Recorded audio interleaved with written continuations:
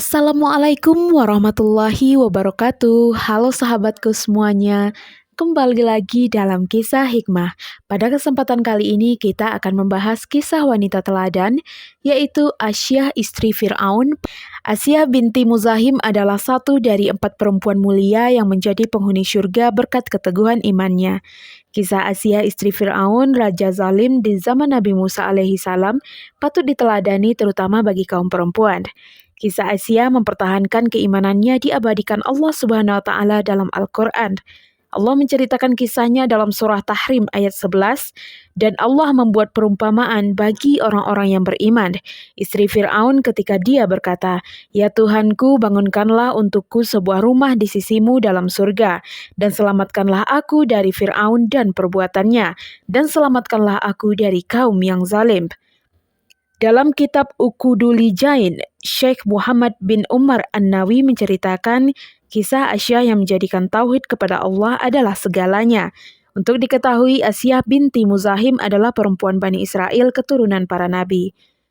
Ketika Nabi Musa mengalahkan para tukang sihir Fir'aun, keimanan Asyah semakin mantap.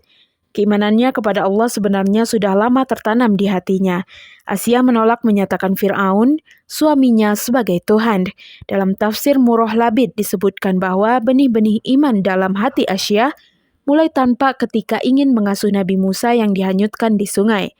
Saat itu Asyah memohon kepada suaminya Fir'aun untuk tidak membunuh bayi bungil tersebut. Bahkan ia meminta untuk menjadikannya anak angkat. Asyah berkata, "Ia bisa menyenangkan hatiku dan hatimu, maka janganlah engkau membunuhnya. Karena bayi ini berasal dari negeri lain, bukan Bani Israel. Semoga ia bisa bermanfaat bagi kita." Fir'aun pun mengabulkannya. Setelah Nabi Musa tumbuh dewasa dan diangkat sebagai nabi utusan Allah, para tukang sihir Fir'aun pun berhasil dikalahkannya. Setelah mengetahui kekalahan tukang sihir itu, keimanan Asyah semakin teguh. Asyah semakin yakin bahwa ada zat yang menciptakan dan mengatur urusan manusia. Bukan Fir'aun suaminya yang mengaku mampu menghidupkan dan mematikan manusia. Keimanan Asyah pun akhirnya diketahui oleh Fir'aun. Setelah mengetahui jelas keimanan istrinya, Fir'aun pun menjatuhkan hukuman dan siksa yang berat. Kedua tangan dan kaki Asyah diikat. Ia ditelentangkan di atas tanah yang panas. Wajahnya dihadapkan ke terik sinar matahari. Manakala para penyiksanya kembali, malaikat menutup sinar matahari sehingga siksaan tersebut tidak terasa. Tak cukup sampai di situ, Fir'aun kembali memerintahkan para algojonya menjatuhkan sebongkah batu besar ke dada Asyah. Na'udzubillah, sungguh siksa yang amat berat dan sangat tidak manusiawi.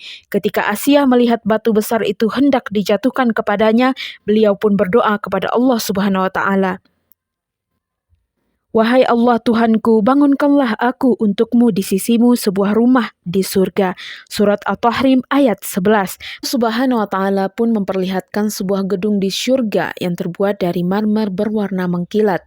Asyah yang sangat bergembira lalu ruhnya keluar. Menyusul kemudian barulah batu besar itu dijatuhkan pada tubuhnya.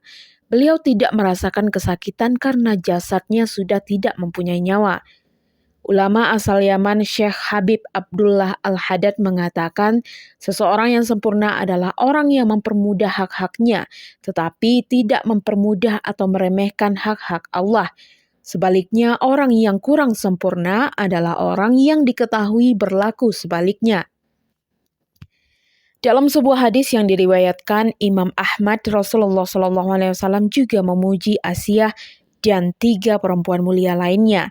Beliau bersabda, sebaik-baik wanita penghuni surga adalah Khadijah binti Khuwailid, Fatimah binti Muhammad, Asyah binti Muzahim istri Fir'aun, dan Maryam binti Imran. Begitulah kisah dari Asyah istri Fir'aun yang mendapatkan istana di surga Allah. Semoga kita dapat mengambil hikmah dari setiap kisah-kisah dan pembelajaran dapat kita terapkan dalam kehidupan kita sehari-hari. Terima kasih. Wassalamualaikum warahmatullahi wabarakatuh.